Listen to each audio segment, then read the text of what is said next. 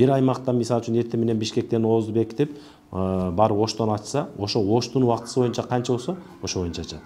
А бекитип атканда Бишкектин убактысы боюнча канча болсо, ошо боюнча бекитет дегендей да.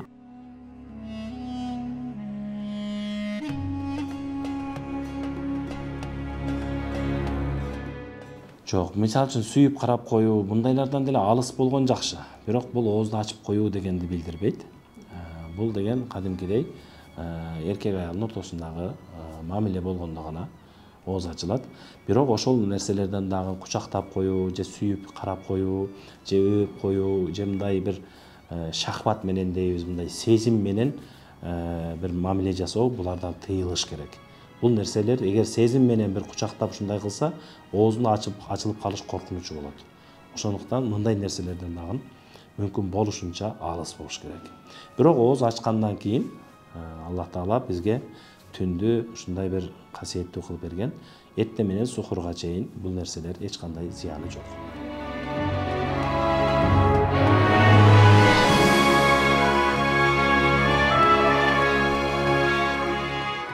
Эми өзү негизи арак шарап ичилген, анан өтө чектен чыгып, ырдап бийлеген жерлерге орозодон башка убакта деле барган жакшы эмес.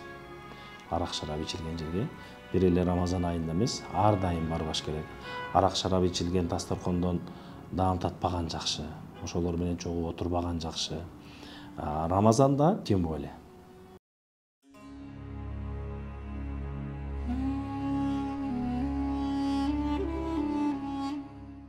Садака фитир бул ар бир жанга бериле турган садака болуп эсептелет. Бул Рамазан айында берилет. Садака фитирди ошо айт намазы окулуп бүткөнгө чейинки убакытта бериш керек. Орозо мына азыр 3-4 сааттан кийин Рамазан айы башталат. Жаңы ай туулат. 3-4 сааттан кийин. Ошол убакыттан баштап айт намаз окулат го. Эртең менен элдер баары чогулуп, ошо айт намаз окулуп бүткөнгө чейинки аралыкта бериш керек. Бул деген 1 ай убакыт. Ошонун ичинде кайсы күнү болсо берсе боло берет. Бирок айт намаз окулуп бүткөндөн кийин берилген фитир садака, бул фитир садакага жүрбөй калат. Бул жөн эле садака болуп калат.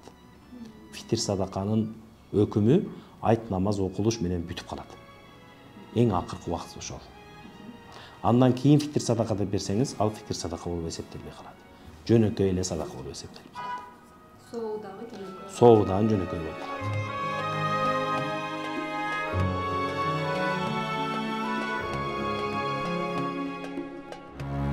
Эртең менен туруп, саарлык кылып, кечинде ооз ачканга чейин идеалдуу болуш үчүн жокоруда биз сөз кылгандай жаман сүйлөбөй, бирөөнү сөкпөй, бирөөнүн көңүлүн оорутпай, бирөөнүн акысына кирбей, бирөөнү ушак кылбай, ибадаттарыны, 5 убакыт намазыны анын арасында толук аткарып, көбүрөөк тилини Аллахтын зикири менен машгул кылып, ошентип туткан орозо ошол идеалдуу орозо болуп эсептелет.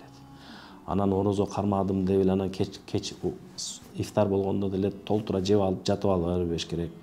Кечинде ифтар кылгандан кийин сөзсүз мечиттерге барып, таравих намаздарын окуп, ошо жеген ичкенин сиңдирип, анан сухурда деле өзүнө жараша тамак жеп эле, анан жакшылап тоюнтуп алайын, курсагым кечке ач калып калбасын деп эле тыгып, анан дагы аны менен жатып алып, организмге дагы оор келтирбеш керек.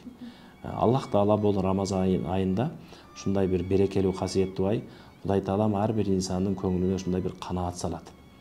Ал сен эртең менен көп жедиң, аз жегениңе деле карабайт. Кудай Таалам ушундай бир канаат берип коет. Ал жебесең деле жүрө бересиң, ач калганыңды деле сезбейсиң, чаңкыганыңды деле сезбейсиң. Ушундай бир Кудай Таалам бир берекелүү кылып койгон.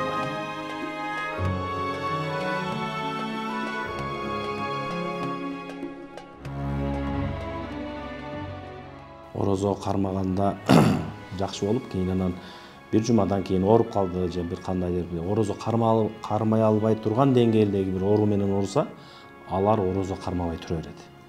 Сакайып алганга чейин. Мисалы үчүн бирөөнүн сахары көтөрүп кетиши мүмкүн. Ошого окшогондой бир маселелер. Кан басымы көтөрүлүп кетиши мүмкүн, же түшүп кетиши мүмкүн. Кыскасы өмүргө коркунуч алып келе турган бир ооруларга дуучар болуп калса, кармабай турат.